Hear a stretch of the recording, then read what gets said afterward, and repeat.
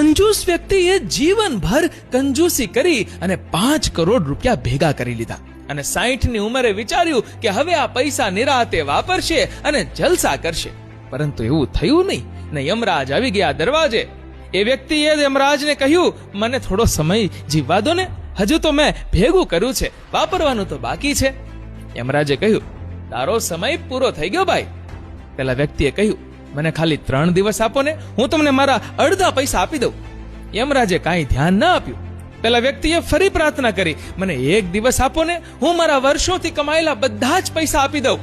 પરંતુ યમરાજ પૈસાનું શું કરે, એ તો અડગ જ રહ્યા. છેલ્લે થાકીને પેલા માણસે કહ્યું, મને ખાલી એટલો સમય આપો કે હું એક સંદેશ લખીને મૂકતો જાઉં. યમરાજે કહ્યું, ઠીક છે, અને એટલો સમય આપ્યો. પેલા માણસે સંદેશ લખ્યો. જે કોઈને પણ આ સંદેશ મળે ને, એને હું એટલું જ કહેવા માંગુ છું, સંપત્તિ ભેગી કરવામાં ના રહેતા.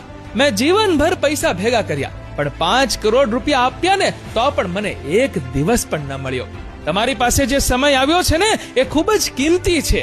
પૈસા કમાઓ, પણ સાથે સાથે જિંદગીની મજા માણતા રહેજો.